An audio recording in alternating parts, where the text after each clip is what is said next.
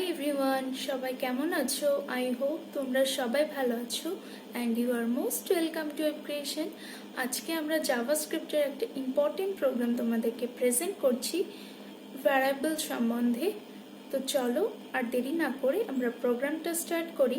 আগের ভিডিওতে আমরা দেখেছি ভ্যারিয়েবলের ফার্স্ট টাইপ যেটা var কভার করেছি। তো আজ আমরা ট্রাই করব লেট অ্যান্ড কনস্ট ভ্যারিয়েবল তোমাদেরকে প্রেজেন্ট করার। তো ফার্স্টে রয়েছে var and second is let and third is const.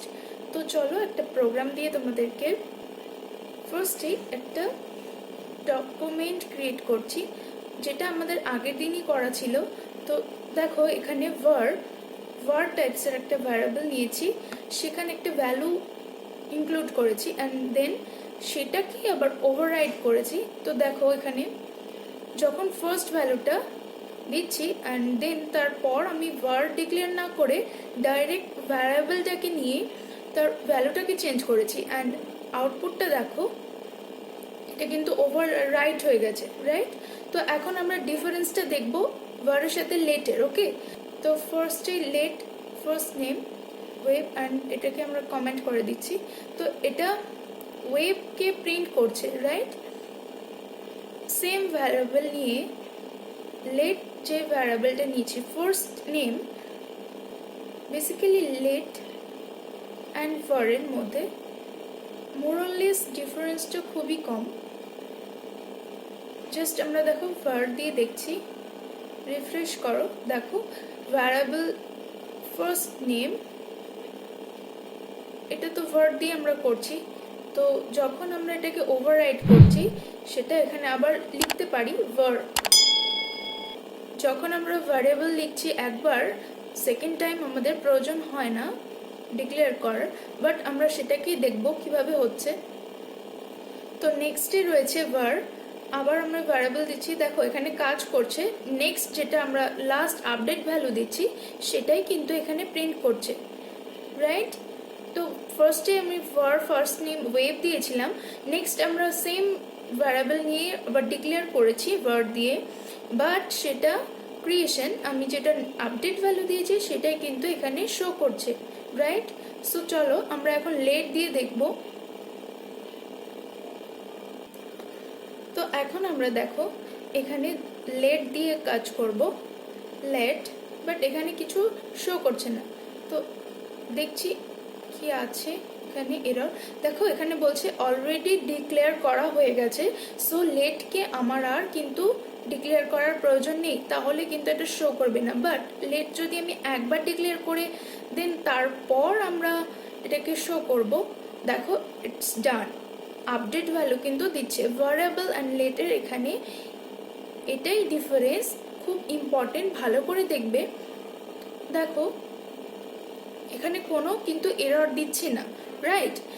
যখন তুমি ভ্যারিয়েবলে একবার ডিক্লেয়ার করেছো, নেক্সট আবার তুমি ডিক্লেয়ার করতে পারো, কোনো প্রবলেম নেই। বাট তুমি লেট দিয়ে যখন কাজ করবে তখন সেটা একবারই তুমি ডিক্লেয়ার করতে পারো। নেক্সট টাইম যখন তুমি লেট দিয়ে ডিক্লেয়ার করবে তখন কিন্তু তোমার আপডেট ভ্যালু বা কোনো আউটপুট শো করবে না, রাইট? তো দেখে নাও এখানে আবার দেখাচ্ছে যে অলরেডি ডিক্লেয়ার রয়েছে। সো চলো আমরা এটাকে ঠিক করে লিখছি। সো ভ্যারিয়েবল অ্যান্ড লেটস এটাই ডিফারেন্স, এটাকে কমেন্ট করে দিচ্ছি। এখন আমরা দেখো let first name equals to web, তো এটাকে আমরা এখন রিফ্রেশ করে দেখছি, কোনো এরর দেখাচ্ছে না, রাইট? এখন আমরা থার্ড ভ্যারিয়েবল টাইপসটা দেখতে যাচ্ছি। ওকে, সো ফার্স্টে রয়েছে কনস্ট, আমরা এখানে কমেন্ট করে দিচ্ছি const is constant variable. okay, const means constant variable. তো একটা ভ্যারিয়েবল নিচ্ছি const সেকেন্ড টাইপ, সেকেন্ড নামে একটা ভ্যারিয়েবল নিচ্ছি যার টাইপস হচ্ছে const, একটা ভ্যালু দিচ্ছি হে। ওকে, সো চলো এখন আমরা এটাকে প্রিন্ট করব। তার জন্য কি লিখতে হবে, document right, document dot right and just copy করে নিচ্ছি যেন কোনো মিস্টেক না হয়। সো সেকেন্ড অ্যান্ড এন্ড করে দিচ্ছি। এখন আমরা এটাকে সেভ করব। নাও চেক ইট। সো ফার্স্টে দেখো আমরা যেটাকে প্রিন্ট করিয়েছি ওয়েব, আমাদের ফার্স্ট নেমে যেটা ছিল সেটা এসছে, দেন হে। সো এটাকে আমি কমেন্ট করে দিচ্ছি। এখন এটা ক্লিয়ার।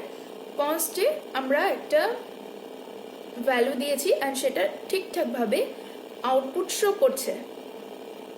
সো দেখবো আমরা এখন নেক্সট আমরা দেখবো কনস্ট আমরা আবার করে আপডেট করতে যাচ্ছি ভ্যালুটাকে। ওকে, সো সেকেন্ড আমরা এখানে লিখছি, ফার্স্টে দিয়েছি হে অ্যান্ড সেকেন্ড টম।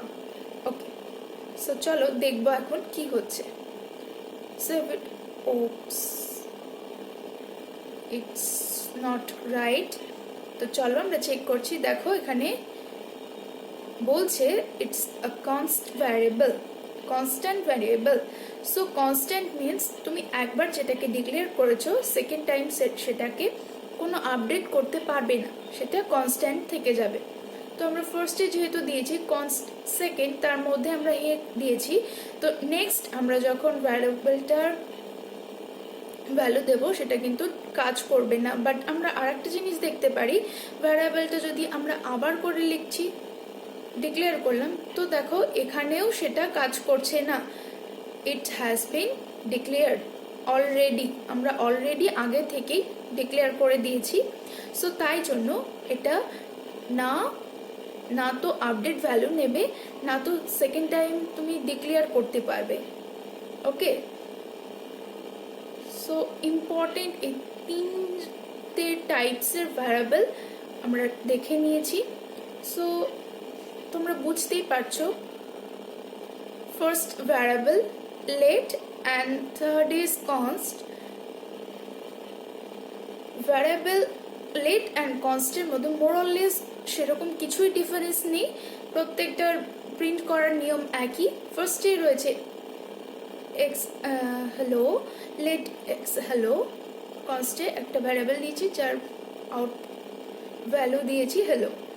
সো ফার্স্টে যখন আমরা ভারে যাচ্ছি, এটা আমরা নর্মালি প্রিন্ট করছি। সেকেন্ডে দেখো আপডেট ভ্যালুটা ইটস ডান, এক্সে আমরা ভ্যালু ডান করে দিচ্ছি। বাট লেটে আমরা কিন্তু ভ্যালুটাকে দ্বিতীয়বার অ্যাসাইন করতে পারবো না, বাট এটাকে আপডেট করতে পারবো। লেটের ভ্যারিয়েবলের ভ্যালু আমরা আপডেট করতে পারি। Okay, and last is const, right? কনস্টে কিন্তু আমরা প্রিন্ট করতে পারি, বাট সেকেন্ড টাইপসটা নট কারেক্ট, থার্ডটাও not correct. It's a constant variable.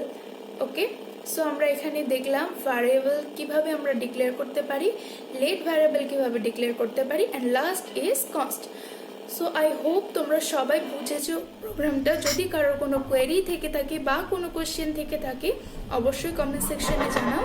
ফিরে আসবো নতুন একটি ভিডিও নিয়ে। So bye guys.